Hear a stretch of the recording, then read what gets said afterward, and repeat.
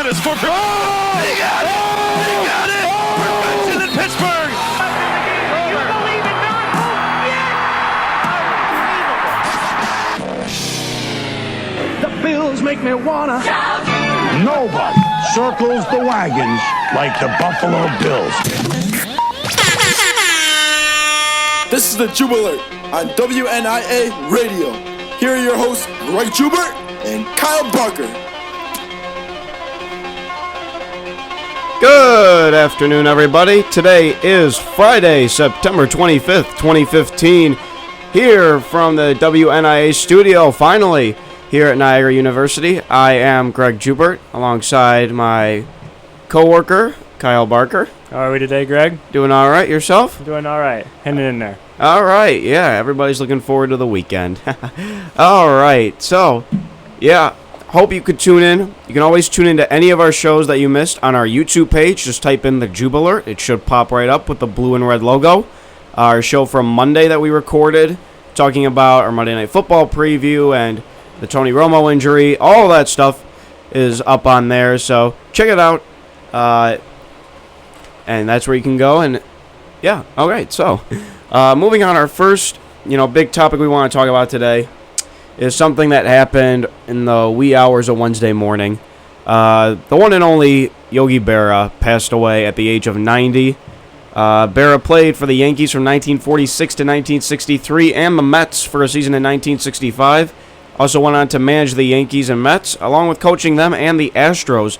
Berra was an 18-time All-Star, including from 1948 to 61. And was a 10-time World Series champion and a 3-time AL MVP. Ironically, it's kind of hard to believe he wasn't a first ballot Hall of Famer. It took him till the second time, even though 85% of the people caved in and wanted it. But, wow, you don't think of that really when you think, Yogi Berra. You think of, the great Yogi Berra. And, yeah, wow. Any thoughts on that? An American icon. Definitely American icon for baseball. He kind of revolutionized probably the catcher position. He was a little witty. Definitely his quotes were something enjoyable to read. Every time you'd read one of the Yogi Berra quotes, they're always fun. One of my favorites is, "It ain't over till it's over." And that's one of the most true statements I think I've ever heard in my life. I don't know about you, but it's something that, we can look on forever. And he was just, like I said, an American hero, American icon.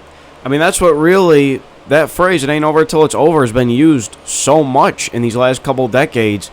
And Yogi Berra is where it stemmed from. And I like the other one. "I really didn't say everything I said." I just think there's something funny about that. I really didn't say everything I said. That seems like a Donald Trump quote more than anything. I'm going to read a tweet I found from Artie Lang on Wednesday morning. Yogi Berra grew up poor, fought in World War II, made the majors, won 10 World Series with the Yankees, raised a family, was a manager, ate gluten, a man. I think that just sums it up perfectly about, Yogi Berra was just one of these, larger-than-life, certainly personalities, athletes, and, he will be missed. No doubt, he will be missed. He was a 10 times better person than he was a baseball player. Absolutely. Great guy.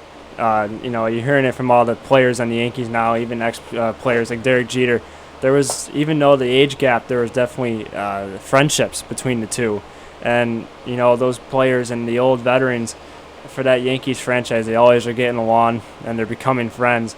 It was a sad day for I think, all of baseball. And we were there in Toronto the night after Yogi Berra passed away, and I thought Toronto did a nice job with the video board and a nice video tribute to Yogi as well while we were there. Yep. So once again, that is the one and only iconic Lawrence Peter Yogi Berra, passed away on Wednesday at the age of 90. He will be missed. And that, speaking of what you just said, Kyle, that's going to have us transition. We were in Toronto Wednesday night. Got to see from right field the Yankees battle the Blue Jays in Toronto. I believe this was your first time in Toronto too, correct? My first time in Toronto, and loved every second of it. All right. So, yeah, we got to see all that the Rogers Center had to offer, and by that I mean a lot of Canadian hot dogs more than anything.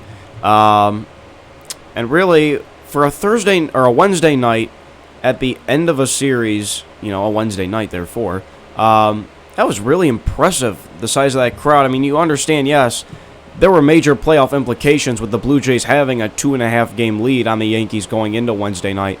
But to look around Rogers Center and see in September a full crowd, it was a big deal in the city, of course, and the Blue Jays came out on top.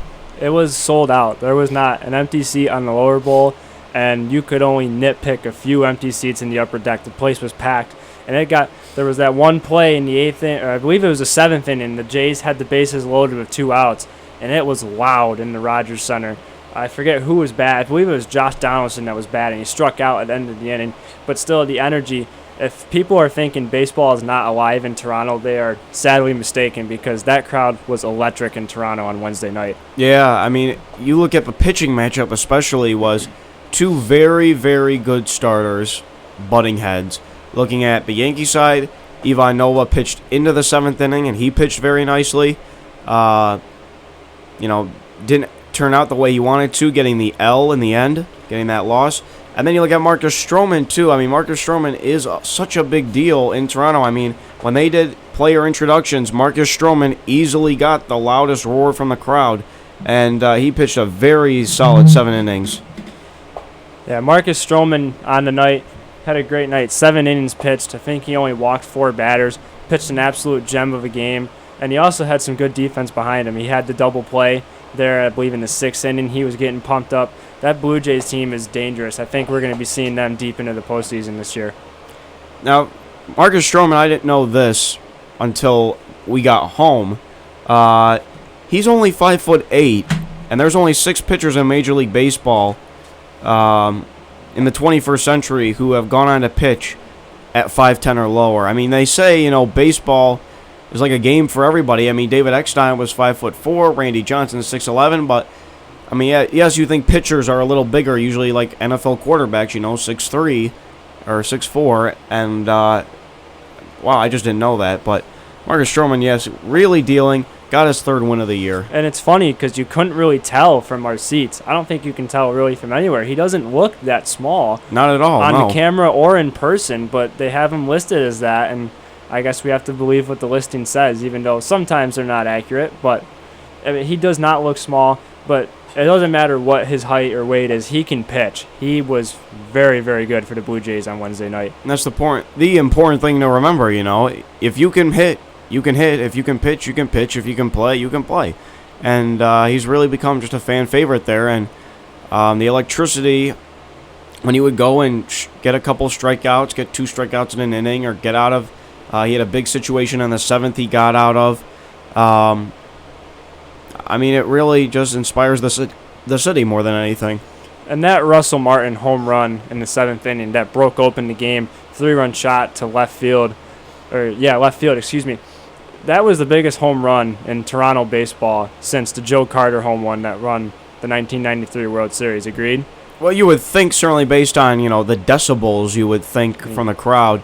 I mean, Joe Carter that's quite a pedestal to put it on, because it is Joe Carter. Well, I didn't say it was better then. I said it was the biggest one since Joe Carter. Right. Because the Blue Jays have struggled ever really since then. Haven't really had that much prominence. And, I mean, look at that place was a crazy when he hit that home run. Even you were crazy. I was going crazy because I was very confident that if anyone's going to hit a home run, it's, the hometown hero of Russell Martin. We'll have a video of that. We have a video of the Russell Martin home run that we captured at the game. One of our buddies there just told us, and he said, I have a feeling he's going to knock it out of the park, and sure enough, he did. So we'll be sure to put that on YouTube, and you can watch Greg's wonderful reaction. It was pretty priceless to watch Greg react to one of his favorite players. All about that Vive la France life. That's Russell Martin for you. Vive la France. Just some notes about the Rogers Center before we move on. I mean, you look at, number one, they're trying to get the grass in by 2018. So the Argonauts are going to be out playing at the soccer stadium out there, BMO. The field is probably just as bad as advertised. I mean, you don't notice it until, you really have to look at it and say, look at the field. But but it's certainly not attractive. I mean, it's right up there with Tampa, really. I don't think it's as bad as Tampa. Well, that's because it's retractable, too, It's also retractable. I mean, the problem is it is Toronto. That is true. Toronto weather is not the friendliest of weathers, climate-wise. As far as for me, I thought the first time being in Toronto, so obviously first time being at the Rogers Center, thought it was a really nice place to watch a ball game. Even from our seats, we were in the right field corner, 5 rows up from above the bullpen there, and you could see everything. I really enjoyed my visit to Toronto, so props to the Toronto Blue Jays. Yeah, the last thing, a big thing about quality experience when you go places like ballparks is variety, diversity, options, whatever you want to call it.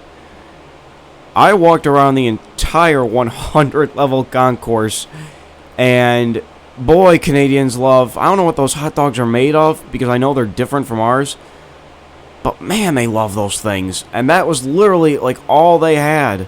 I mean, maybe one pizza place, but I mean, people are going nuts with these foot-long Canadian hot dogs all over the place, and the lines are going through the roof. It's like, geez. But, I mean, that's a whole part of fan experience is having, all those options. You don't want to get stuck with, one thing and one thing only. I unfortunately did not have a Canadian hot dog, but nor did I. Everyone around us had one, and they looked absolutely delicious. I spent my $28 on something else. I spent it on Canadian bacon cheeseburgers, but I did wish for a hot dog. Only that's another thing. A little too expensive, but that's going to happen everywhere you go. All right, let's move on now to big game yesterday in the NFC East. Well, big for September at least. 1-1 Redskins went to the Meadowlands to play the 0-2 Giants. Kind of a must-win for New York, even in September, a must-win, quote unquote. And the Giants really controlled this game from beginning to end. I mean, the Redskins' first offensive possession, Rashad Jennings came out and blocked a punt and got a safety out of it. And just having that lead, and then before you know it, I forgot what the score was, 18-6? 18-6, yes, at after the third quarter. So, I mean, the Giants obviously were, Giants fans were a little edgy because the last 2 games they've had double-digit leads in the second half against Atlanta and Dallas, and they blew them. But the Giants just proved that they were a more hungry, ready-to-go team. Just run down a few stats for you from last night's Thursday Night Football game. For Washington, Kirk Cousins went 30 for 49, 316 yards, 1 touchdown, and 2 picks. For Eli Manning, he went 23 for 32, 279 yards, 2 touchdowns, no picks, and had a nice night overall. Now, earlier in the week on the Monday show, I said that if Washington's going to win this game, I actually picked Washington to win, but I said Washington has to be able to run the ball like they did against the Rams.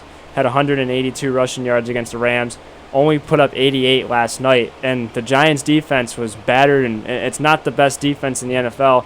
They weren't able to run the ball last night. The most rushing yards for Washington was Matt Jones. He had 11 carries, 38 yards. His longest run was 10 yards. The longest run for them was from Chris Thompson, 26-yarder. But they just weren't able to effectively run the ball last night, not be able to pick up those 5-6-yard chunks on first down.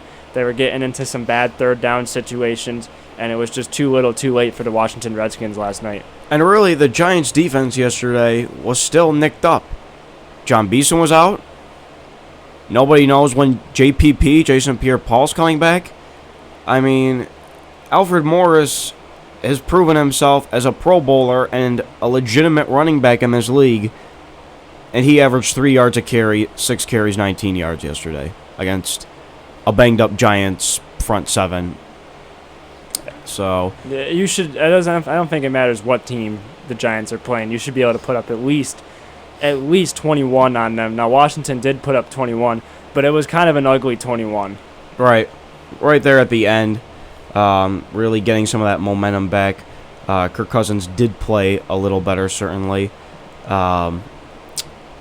Touchdowns to Thompson and Ross right there at the end of the fourth quarter, especially the last one, 13 seconds left. Or I'm sorry, that was the 101-yard kickoff return. But the Giants, Ruben Randall, 7 catches, 116 yards, and a score. OBJ doing what OBJ does. 7 catches, 79 yards. It was kind of a iffy game for the longest time. I mean, you look, there was 1 combined sack in the game yesterday between both sides. Jonathan Cassel, the linebacker for the Giants, did get Kirk Cousins once, but pretty standard Thursday night game, I would say. It was a standard Thursday night game. I think, well, the one thing I noticed from the game, Eli Manning and Ruben Randle were on point last night. Randle was targeted 7 times, caught 7 balls. He had 7 receptions, 116 yards, 1 touchdown. Longest reception on the day was 41 yards.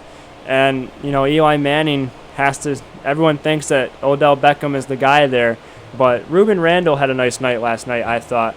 He was able to step up. The Giants cut Preston Parker earlier this week because he's been dropping too many balls. He hasn't been able to catch the football. So it was nice to see another wide receiver step up for the Giants last night. And really trying to find somebody to fill the void for Victor Cruz, because Victor Cruz has missed, still recovering from his surgery. So having somebody like Ruben Randle step up besides what he was last season at the beginning is a complimentary piece, and coming together and really trying to give Eli another weapon is really important for that Giants chemistry going forward, certainly. Next week, the Giants head to Buffalo to face the Bills. The Redskins will have another NFC East showdown when they host the Eagles. That's next Sunday. And finally, our last story before we, just tune out for just a minute. After the Seahawks lost to Green Bay last Sunday night on NBC, Cam Chancellor finally declared he's coming back to the Seahawks, declared that it just wasn't there really to, stick his nose out and want more money and demand more money in his contract. And he realized that he made a mistake, and the Seahawks secondary has been out of sync and, lacks the chemistry with everybody there.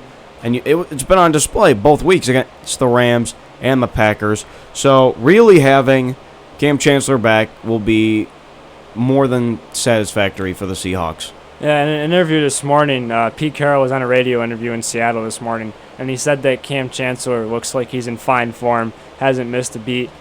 We'll see. That Seattle defense is struggling. That offensive line is struggling. They can't provide really much protection for that quarterback they have there in Russell Wilson. Russell Wilson needs to have some sort of protection in order for him to do what he does well.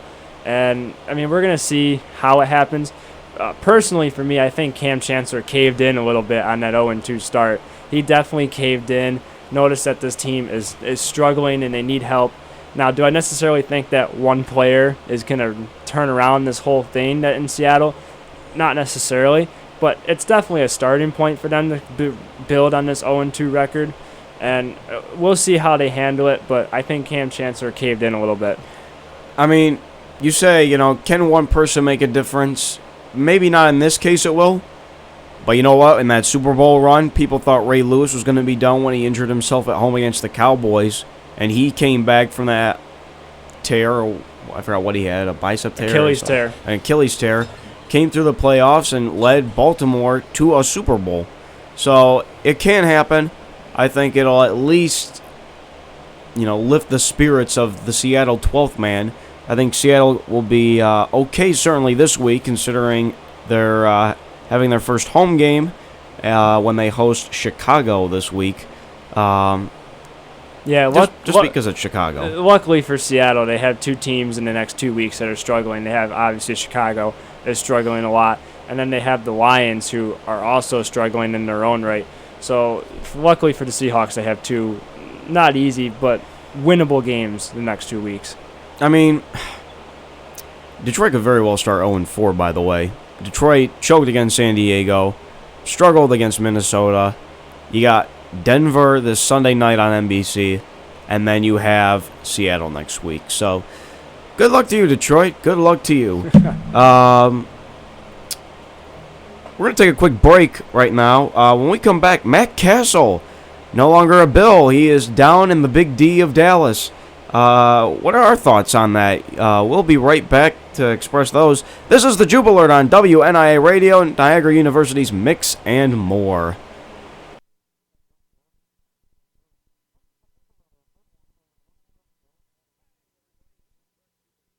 Are you interested in music such as pop, rock, rap, and R&B? Are you interested in catching up on what's trending in the world of sports and around the area? Well, tune into the Jetfish Show starring Joey Jeffrey Fridays from 7 to 8 p.m. Eastern on WNIA. It'll be a fun and exciting hour with Joey and the rest of the gang. That's the Jetfish Show Fridays from 7 to 8 p.m. Eastern on WNIA, Niagara University's Mix and More Radio. Hi, Kyle Barker here for the Jube. Be sure to connect with us on our Facebook and Twitter pages, or email the show at thejubelert@gmail.com.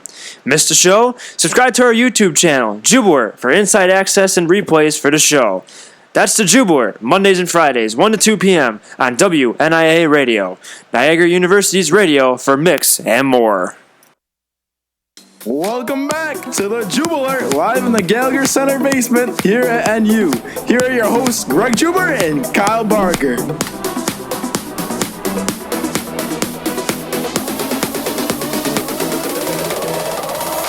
Alrighty now, welcome back to the Jube here on WNIA Radio. I love that sweep. Just getting. I think it's my favorite. That's your now. favorite one? I think now it is. Yeah. I'm not sure what one my favorite one is, but I'm glad that you like it. Alright, welcome back to the show. We are now going to move on to some other stuff. We're just getting started here at the Jube today.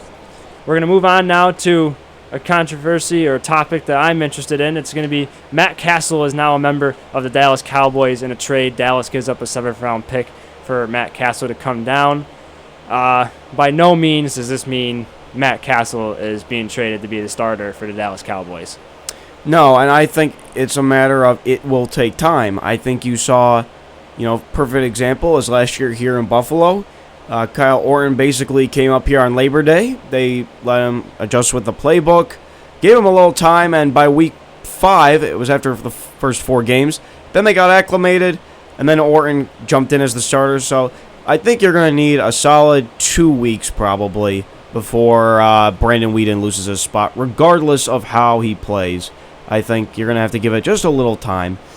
I don't think Weeden's going to lose his spot at all.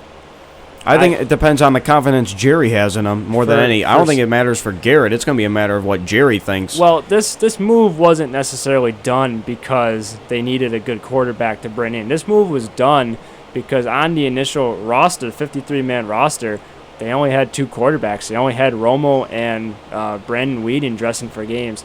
This was done just for a roster spot. I think people are getting way too, I don't know what the word is, excited. I mean, I'm not getting excited and gippy over Matt Cassel, but if you want to, I don't think he's going to see the field. Personally, I think this is Brandon Weeden's ship to run until Tony can come back. And speaking of which, Tony Romo was put on short-term IR. His first availability to come back is on the Thanksgiving Day game against the Carolina Panthers. Yeah, it's Weeden's to lose, I think, is the best way to look at it. I think Brandon Weeden did what he needed to do against Philly last week. I think Matt Cassel can do a lot of what Brandon Weeden can do with maybe just a little more experience. I think that's what Matt Cassel brings to the table. He might not win you games, but he also definitely doesn't lose you games. He doesn't make, tons of mistakes. He goes and takes the safe route, and you saw that up here with the Bills offense. He was doing safe plays. He was doing slants out. He was doing a conservative playbook, really. So that, I think, is what he could bring to a table. You're not going to see him hoist 40-yard passes consistently. You're not going to see 3 or 4 of those a game. But he's an effective game manager, and I think the experience component of that, because while Brandon Weeden is only 3 years younger than Matt Cassel, Brandon Weeden didn't come into this league until 2012. So I think it could very well happen that before Halloween or before, Columbus Day, we could see Matt Cassel, take over the reins. Well, in his career, Brandon Weeden has 27 touchdowns and 28 interceptions. That's not good, but I don't know. I think if you're Dallas, you have to go with Brandon Weeden. I think you have to stick with him. The NFC East is struggling. The bottom 3, Washington, New York, and Philly, are struggling. Dallas, I think, on paper-wise, everywhere else is the best team in the NFC East. So if you're Dallas, you have to think about it this way. The other teams are going to continue to struggle, and you're just hoping that Dez and Tony can come back as soon as possible and as healthy as possible. You don't want to rush this because Romo has already done it twice. You don't want to rush Tony. Maybe you can rush Dez a little bit, but a broken foot. And actually, there was an article the other day. Julio Jones, actually, they play Atlanta, and Julio Jones, the wide receiver for the Falcons, was actually giving Dez Bryant advice that you need to let this thing heal up. But speaking from experience, nonetheless, with Julio from last season, right? And, Dallas has this great defense. They have Sean Lee in the middle there. Dallas has been injury-plagued this year. Ronaldo McClain, Orlando Scandrick's out for the year. They're waiting on Greg Hardy. He's not injured, he's suspended, but they're waiting for him. As he should be. As he really, I am very loud and proud. He should be. He's lucky he's getting a chance in this league for what he did. I'm not saying he's a great man, but you have to stick with Brandon Weeden. He was in the system last year. He took over for that one game last year when Romo was out, and he didn't play all that bad in that game, but I think he knows the system. And Matt Cassel has been thrown around in this league from team to team to team to team, and you just have to go with the guy who knows the system. I mean, looking ahead to this week, let's talk about a game preview right now presented by Carl in CN5. That is Carl in CN5. Falcons at Dallas is on 1 o'clock on Fox this Sunday. What do you think Dallas's odds are? Because Atlanta went and stood on their turf and said hello to Philly on Monday night, week 1, and then came through and got a very nice win last week. What do you think? Do you think you have two 2-0 teams? One of them's got to fall. Do you think Dallas is more vulnerable now? You're talking about no Romo, no Dez, no profound running game established. Oh, they're absolutely more vulnerable. Absolutely more vulnerable. But I think, I'm not saying Dallas, in all likelihood, is probably not going to win this game.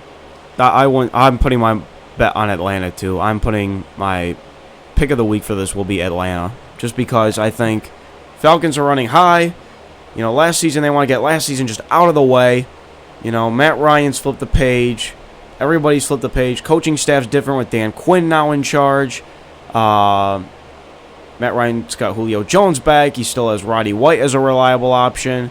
He's got Owen Daniels now, I believe. Is that right, Owen Daniels? Owen Daniels, yep. He does have Owen Daniels. Okay, he left Denver or Houston or wherever he was from. The only way Dallas wins this game, I feel like, is they have to control time of possession. They have to do it. And the only way you can win by controlling the time of possession is you cannot turn the ball over. We saw it in week 1. They should have lost that game, but they dominated time of possession. But the turnovers, when you turn the ball over, when you're controlling the ball, what it causes is less time for you to fix those mistakes.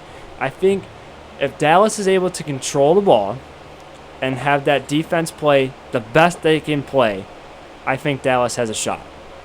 I think Dallas, the important thing is going to be running the ball effectively. I think that's what it's going to come down to.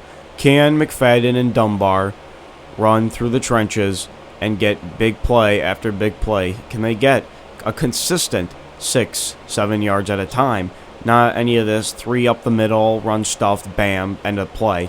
It's just not going to work. It's just not an effective way of running your offense. I don't like the way they're using their running backs. You have Joseph Randle, Darren McFadden, and Dunbar.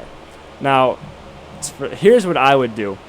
You're going to use McFadden on any time it's first and short, second and short, third and short.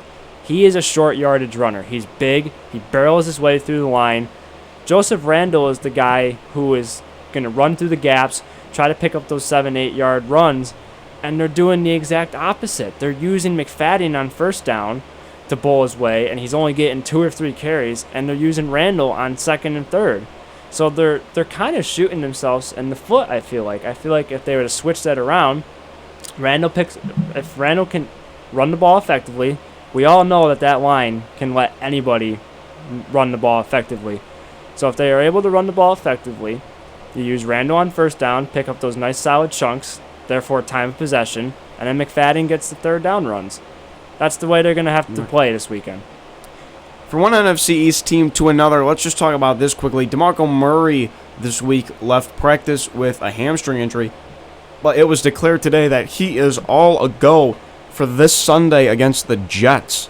So, Murray has been off to a slow start. We talked about that in depth on Monday. And it is the Jets' defense. Maybe they don't have Sheldon Richardson. But you know what? The Jets gave up 10 against the Browns. And I believe, 10 against the Colts? Gave up essentially nothing to the Colts. The Jets dominated that game from beginning to end, honestly. And Ryan Fitzpatrick did what he had to do on the offense to complement that as a game manager. So, any other thoughts on Demarco? I mean, people are waiting for it to turn over, the positive yards, the big plays. I don't think it's going to.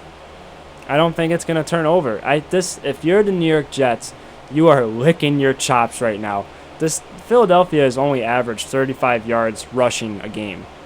That's pretty horrific. That's horrific. Even in this NFL where it is very pass heavy, that's a very unhealthy way of distributing your offense. And if people think Philadelphia crumbled last weekend against Philly, I think this game, I think the Jets are going to kill the Eagles this weekend. I don't even think it's going to be close. And it's the Jets. I think this is the week when we really find out that the Eagles are just not the team everyone thinks they're going to be. Are we bold to say the Jets, if they win? I don't think this game will make a difference on this statement. Jets, regardless if they're 2-1 or 3-0, are they a legitimate playoff contender, or are they just more of a pretender looking at somewhere between 7 and 9 wins? They're going to hang in there. I think that it's up to them. We don't really know. It's up to them to determine what they want to be. I think that they've made very nice small improvements to that defense and that offense. Eric Decker is a nice help. Ryan Fitzpatrick's certainly not the worst quarterback in this league. I think they're going to be hanging around. I think that conversation is going to come back into play week 13, week 14.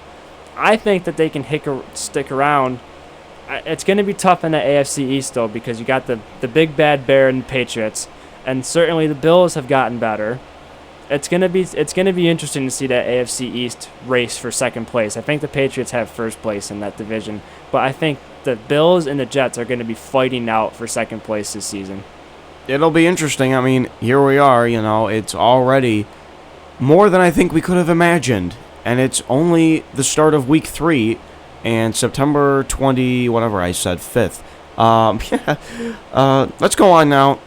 Another big story where you are going to be this weekend. You are going to the Carrier Dome tomorrow. Tomorrow at noon, ESPN. Tomorrow to see the, of course, nationally ranked LSU Tigers coming in to battle the 3-0 Syracuse Orange. A couple things. I have a couple things I'm looking forward to in this game. Can Syracuse stop Leonard Fournette? He's one of the best running backs we have seen this season. And last season, he ran all over teams last year. Can Syracuse stop him? Now, Eric Dungey's not going to play in this game, the freshman quarterback for Syracuse. The walk-on quarterback from Chicago, Zach Mahoney, is going to get the start. This is good, and it's also bad. He's very inexperienced, but he has a nickname on that team, and he's nicknamed the Officer because he has the great ability to run the option. I think Syracuse is able to run more offensive plays with Mahoney in there. We're going to just have to wait and see if it can work against that LSU defense.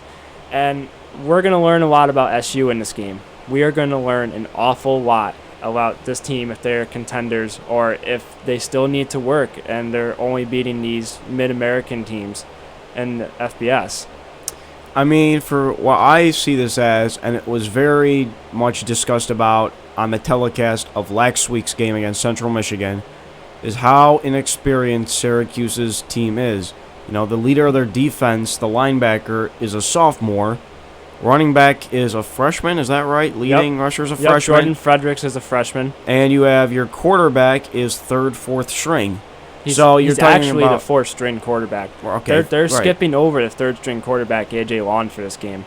I mean, it's just a lot of things. Syracuse could very well, just based on inexperience, self-destruct before LSU can go in and destroy them. That's how I'm going to view this game.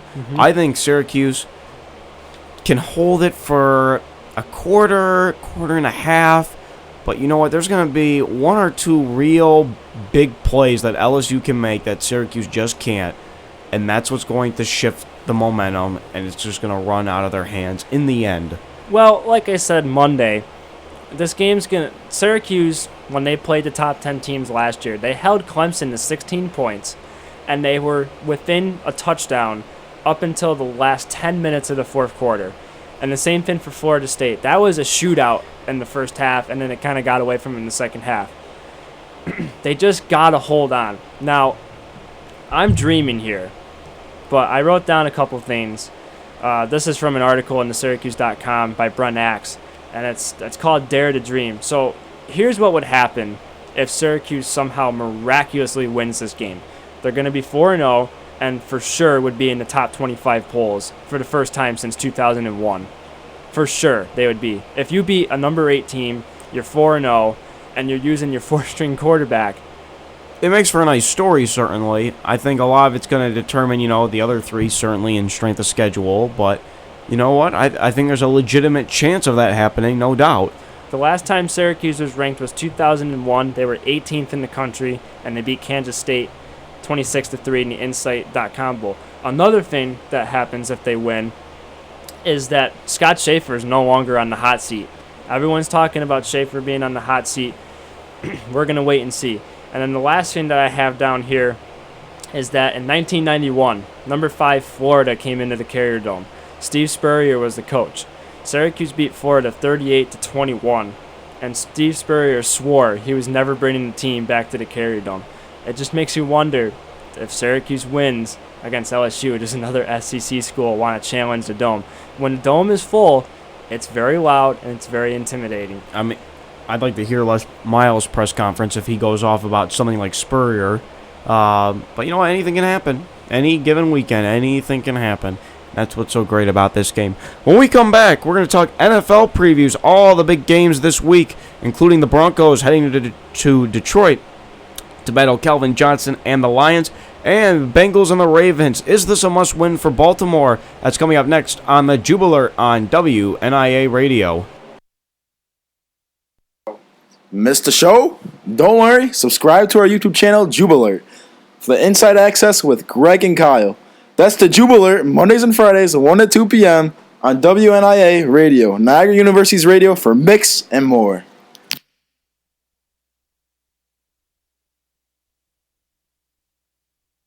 Welcome back to the Jubilee, live in the Gallagher Center basement here at NU. Here are your hosts, Greg Jube and Kyle Barker. All right, we are back here. It is just past 1:30, just past the bottom of the hour, here at the Gallagher Center, alongside Kyle Barker. I am Greg Jubert for number 2 on the Jubilee. So we're going to go right now. Let's go and go through some of the NFL games this week. We already talked about Atlanta facing Dallas in Jerry World next Sunday. Moving on, Colts at Titans, an AFC West showdown. Can Mariota come out after last week's horrific performance against Cleveland? Or will Andrew Luck be able to flourish and get the Colts a much-needed victory? I think Indianapolis finally wins the game. Marcus Mariota has looked good, but I think Andrew Luck and the Colts are going to figure it out this weekend. I think I'm taking the Colts too. I think Andrew Luck knows, yes, it's the AFC West. Yes, the leaders are the Titans and the Jaguars at 1-1. It's still early, people. But I just don't see how Indianapolis goes and finds a way to lose this game in a much-needed game. So, I mean, Indy has struggled on offense. They have struggled on defense. But I think just because they have Andrew Luck, and yes, he has really struggled in turnovers and creating turnovers and all that good stuff, Indianapolis will come out with a win, I think. I'm pretty confident in saying that. Moving on to a game that I'm pretty interested in now. The Raiders and the Browns. Oakland's coming off a huge win against Baltimore. on Sunday at home in the Coliseum. Cleveland's coming off a very nice performance by Johnny Manziel, although if Josh McCown is all good to go, he will be the starter, despite the fact of Johnny Manziel's incredible performance this past week. So, Raiders and Browns, who you got? I'm going to take the Raiders this week.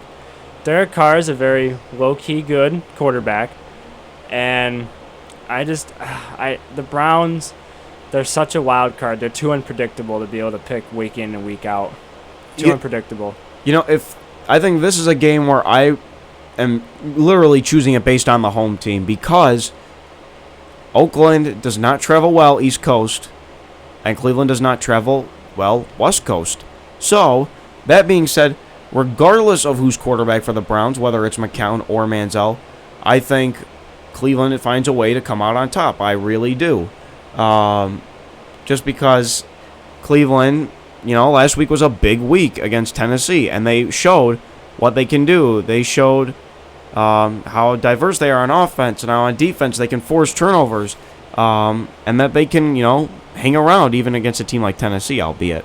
So, moving on, big game this week. Let's look at the Bengals and the Ravens. The Bengals are 2-0. The Ravens have struggled against their opponents the first 2 weeks of the year. This game in Baltimore. I'm taking the upset on this one. I really do. I think Jim Harbaugh. Is that right? Is that the right one? Yep. It is Jim. Okay. No, it's not. No, it's John. It's John. Yeah. John Harbaugh won't let them go through this week and say, this game's, just another game. This is 0-2. And it's a big deal. And I think losing Terrell Suggs really hurts them. But you know what? There are leaders on this team, especially looking at Steve Smith Sr. So I'm going to take the Ravens in this one, although seeing Cincy win could very well happen. This is a tough game to pick. I think the Bengals are going to come out on top. I think the Ravens are going to keep it close, but they're having trouble late in the games figuring out the offense. Flacco hasn't looked as good as he usually does either. I've always thought he's been kind of overrated, but the offense has been struggling. The defense has been struggling a little bit. Their defense is 15th in the pass and 21st in the rush. I think you have to go with Cincinnati. Cincinnati's got a nice 2-game win streak going here, and I'm sure they're just licking their chops, saying, okay, we got the last place team in this division. We got to go ahead. We got to get them to 0-3 and get us to 3-0. They got to keep the pace going here. I think you're going to see Cincinnati win this week. Moving on to a little bit of a more lopsided game that could very well happen. Anything can happen, but Jaguars at Patriots. Now, last year, Oakland went into New England week 3, and week 3 it was, and albeit it was early and the Patriots were playing pretty sloppy, but it literally came down to the last drive where Vince Wilfork got a pick off of Derek Carr. So it could happen. It could legitimately happen.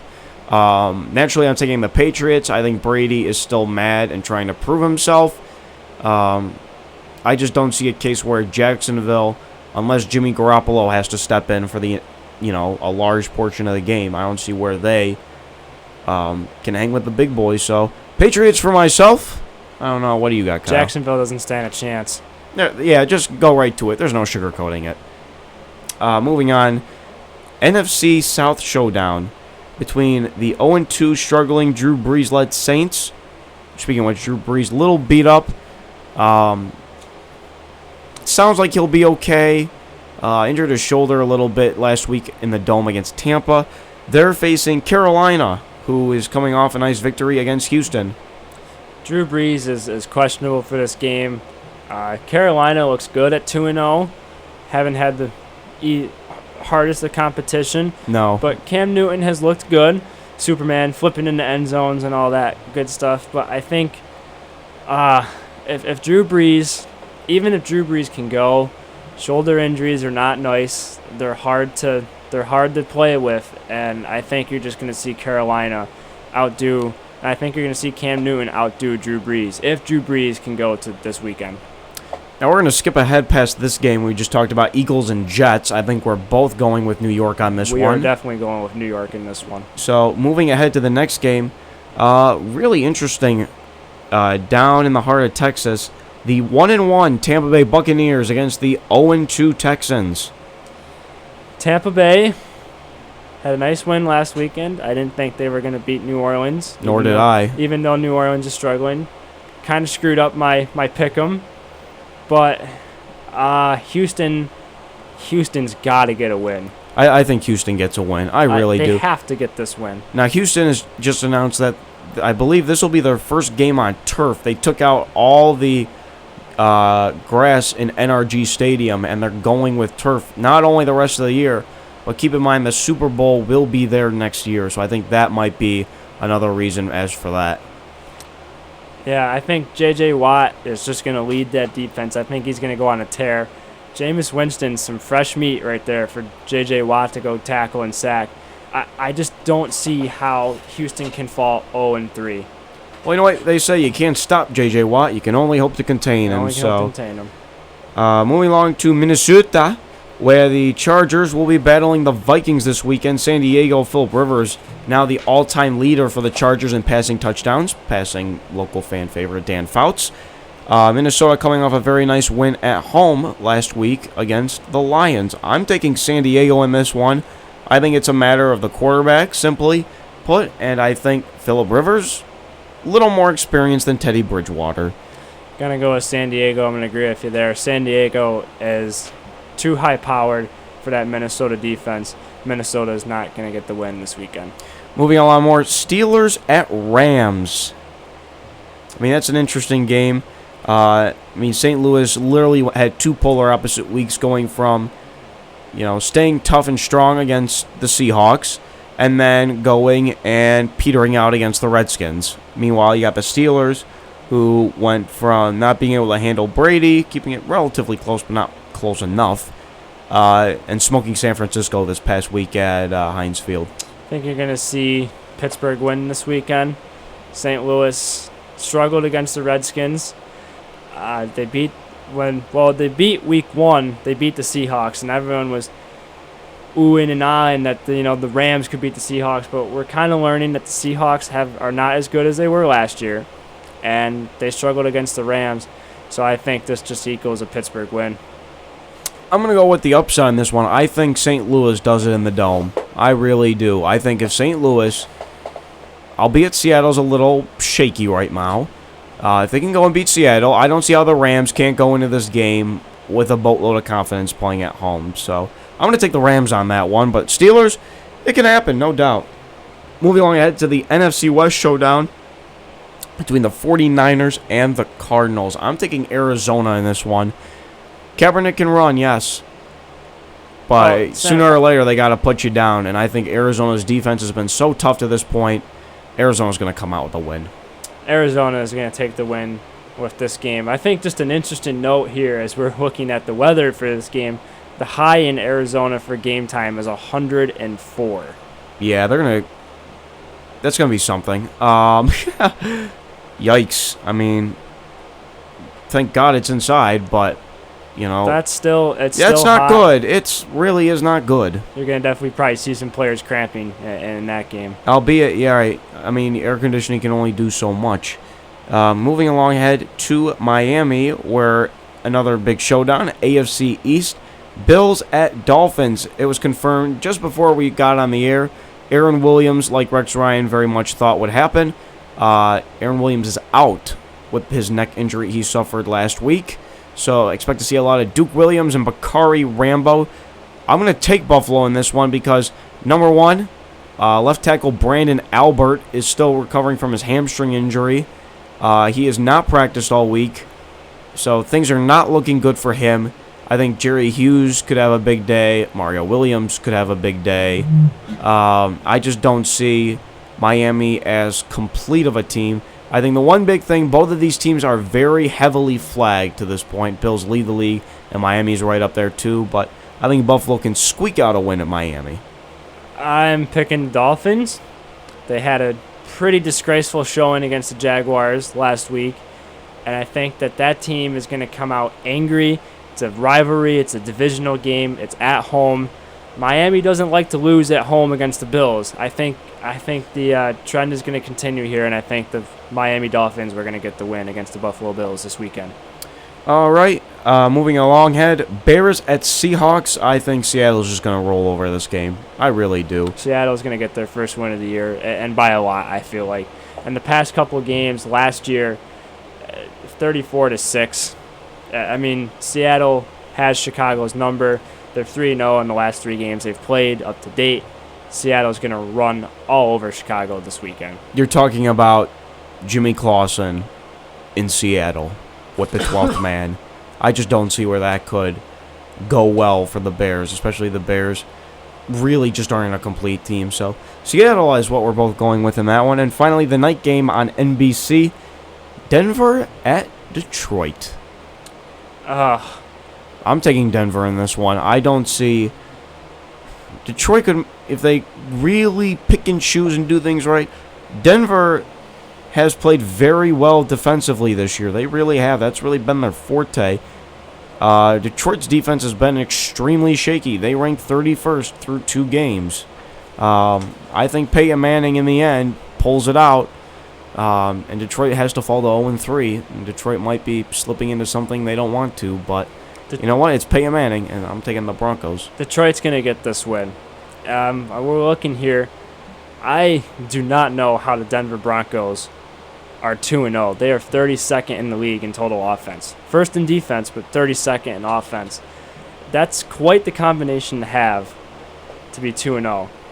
So, yep, that's Denver for that one. Those are our picks of the week. When we come back, we're going to have a couple parting shots, including a big matchup in the NL Central that starts actually in less than a half hour. The Cubs and the Pirates.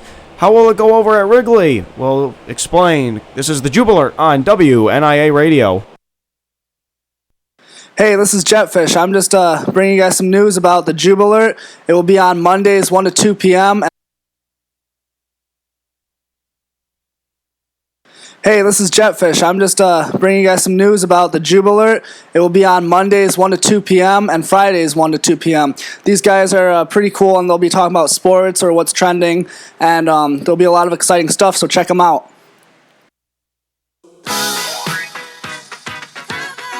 Welcome back to the Jubilee, live in the Gallagher Center basement here at NU. Here are your hosts, Greg Jube and Kyle Barker.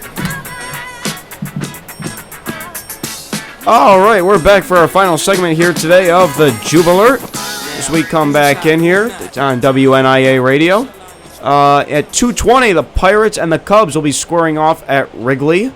Certainly should be a big series. Pirates currently holding a 2.5 game lead on the Cubs with just a few games to go in the season here. The pitching matchup for today will be Gerrit Cole, 17-8 with a 2.64, against John Lester, a 10-11 with a 3.46. John Lester, I think Gerrit Cole has been angry for a lot of the second half of the year. Just maybe things not going right sometimes.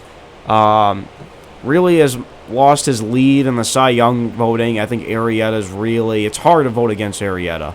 Arrieta. Really is. I think Arrieta... Unless you go Greinke, maybe. I think Greinke has a very good chance, too, because Greinke's pitched well the entire year. Not trying to go homer and the Cubs fan in me, but Jake Arrieta has been the pitcher of the year this season.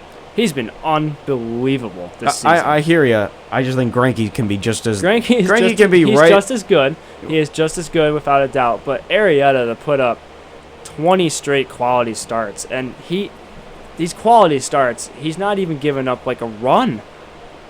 It's been insane how good he has been in this past 3 weeks. I'm going to take the Pirates today. I think they're going to take 2 out of 3. Oh, well, of course you are. Well, yeah, equally biased right here. Tomorrow, Francisco Liriano faces Jason Hamill, and then A.J. Burnett will face Jake Arrieta. I mean, there it is right there, 20-6 with a 1.88 ERA. I think that will be a Sunday night game on the 4-letter, starting at 8:08. I think Pirates can come out and get these first 2, and then Arrieta will just shut everybody down on national TV. That's what I really think. I think the Cubs are going to get at least 1 win. 7.5 back of the division. They're not going to catch anyone for the division, and really the only hope they have is catching Pittsburgh for the home wild card game. To me, that doesn't matter as much. All I want is one win or a San Francisco Giants loss, and my Cubbies are back in some sort of fashion of the postseason since 2008. They haven't won a series since 2003. I am very, very excited for the Cubs to get that one more win, and that's going to be a celebration for me, and I think Cubs fans all over the world. I think, for the record, Cardinals have a 5-game winning streak going right now. They lead the Pirates by 4, who have a 6-game win streak, and the Pirates, check that, are 3.5 as of right now on the Cubbies. Well, they were playing Colorado. That is very true. But it was their first 4-game sweep of a team since 1990. I believe they said 7.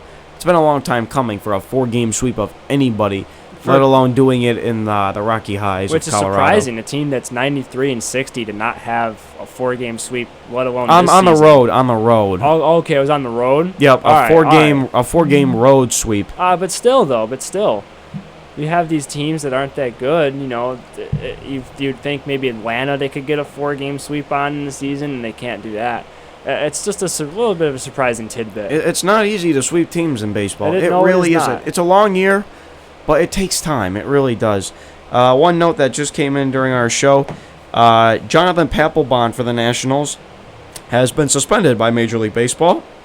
3 games for intentionally throwing a pitch in the general head direction of Manny Machado when they had a battle of the, I don't even know what it's called, not the Midway, the Orioles-Nationals game just the other day. So, be interesting to see if he appeals it. But that's 3 games for the loud and proud Jonathan Papelbon. So, moving along, NHL, the Beltway Series. Let me check that. The Beltway Series is Baltimore and Washington. It was on the tip of my tongue, but you got it.